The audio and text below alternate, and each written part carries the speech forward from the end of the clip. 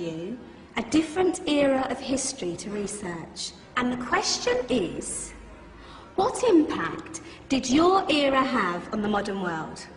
So Sarah, your group has the ancient Greeks. Ravi, you've got the Romans. And Danny's group gets, yes, a bit of a challenge for you. You get the Middle Ages. Some even call it the Dark Ages. Boring. See how you get on. Yes, miss. So, Serene, yes, you get the Renaissance.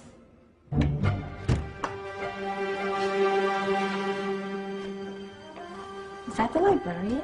I guess so. How are the Dark Ages going to have anything to do with us? Excuse me. Sorry to bother you. What do you want? We need to find out what impact the Dark Ages had on the modern world. Never was a period of history so poorly named. Don't touch. It's priceless. And I suppose someone's been filling your head with the usual nonsense, eh? 1,000 wasted years. A black hole in history, am I right? Yeah, sort of. You see, it's always the same. You assume it was all mud, disease, death and destruction, with marauding mobs of barbarians ripping down the good of former civilizations, burning and plundering as they went. Nothing of any worth invented either, eh? Oh, no. Go on, Beofrey. Sorry to bother you. Come on, it's probably not worth it. Everyone knows that the Greeks and Romans invented everything anyway. Oh, did they now? And you're sure about that, are you? You know, I might just have something for you. You seem to be up to the task. I suppose I could... Follow me. I've got just the book for you.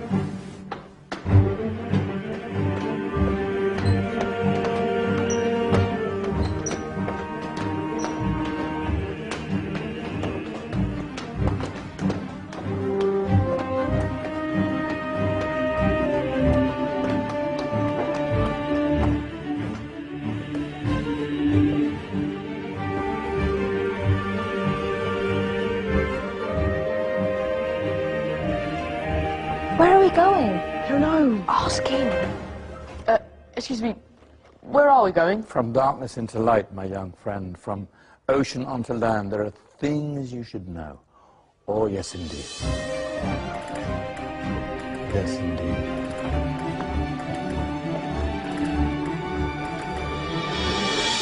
Now, I know I left it around here somewhere.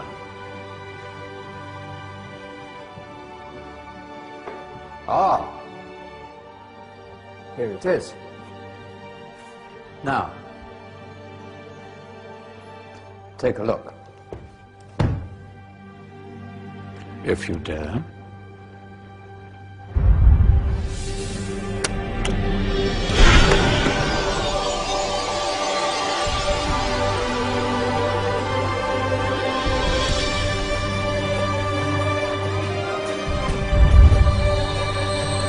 What's going on? Welcome to the Dark Ages, or as it should be known, the Golden Ages. Who are you? I am Al-Jazari, engineer and ingenious inventor. I thought you said this was the Dark Ages.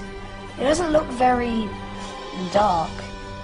That's because it's all a matter of perspective, my soon-to-be illuminated friend. Of course, there are parts of the world that weren't dark at all, but in a civilization that stretched from Spain to China, the golden rays of discovery and invention shone over everything. What civilization? The Muslim civilization, my young friend. Through scholars and scientists of various faiths, some of the most important discoveries known to man were made at this time. Discoveries that drew on knowledge of the ancients, but have more connections with your modern world than you could possibly ever imagine. Like what? Well, all sorts of things. I've got to get a picture of this. I knew it was a good idea. Who are you? Allow me to introduce Ibn al-Haytham, a great scientist whose ideas led to the invention of the camera. You invented the camera?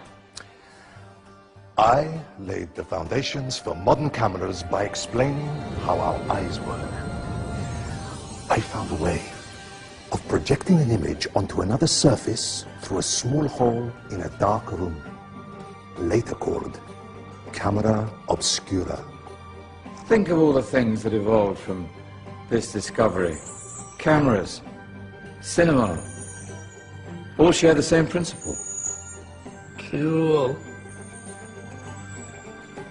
Look out below! Who's that?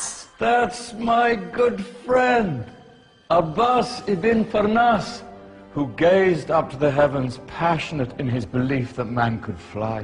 Whoa. Indeed, he dared to dream about flying 1,000 years before the Wright brothers. Do you know you all take your jet-setting holidays for granted, so it only seems fair to remember Abbas ibn Farnas. Stand by. I'm ready for takeoff.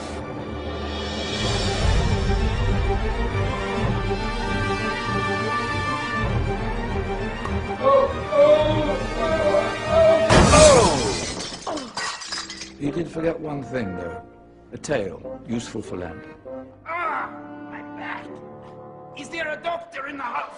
Did someone call? Ah, my old friend, why don't you introduce yourself to my young guests? I am Abul Qasim al-Zahrawi. Many call me the father of surgery.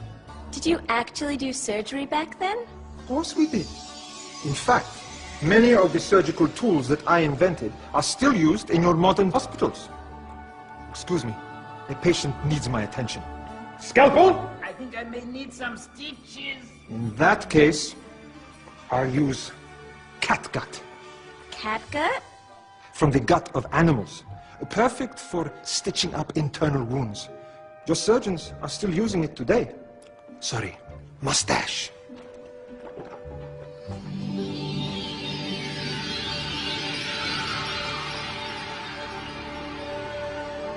Who's she? That's Maryam al-Astrolabi. One of the many brilliant women of her time. She made sophisticated astrolabes. Astro what? Astrolabes. They show the sky and the stars on a small flat plate you can hold in your hand. Think of them as ancient calculating or timekeeping devices. Today you have your watch, your compass, satellite navigation, helping people and explorers travel the world. Science at its brilliant best. And all these things were developed during the Golden Ages. Well, that's just the tip of the iceberg. There were thousands of other inventions covering all areas of life, and in the years that followed, their influence spread across the whole of medieval Europe. So you see, it wasn't so dark after all. What about you? Me? What did you invent? Well, I don't want to be big-headed, but I made some groundbreaking advances in engineering. I suppose my most significant discovery converted rotary motion into linear motion using a crank and connecting rod. It's essential in pumps and engines. In fact, I've no idea how the Industrial Revolution could have happened hundreds of years later without such a device. Not that I ever get the credit I deserve. But my crowning glory was my amazing time-telling machine. My legendary elephant clock.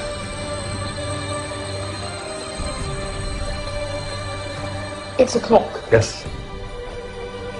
Dozens of components collected from different cultures around the world. Indian, Greek, Arabian, Egyptian, Chinese. Wow. A United Nations clock. That is pretty cool. Does it actually tell the time? Well, yes, of course. If it wasn't for me, thousands of people would be late for everything. Speaking of time, we'd better get you back. And remember, Spread the word. This is a golden age, and I've only shown you a tiny part of this wondrous time. There are countless other scientists and inventions directly connected to your modern world. You're just going to have to find out for yourselves. Oh, wait!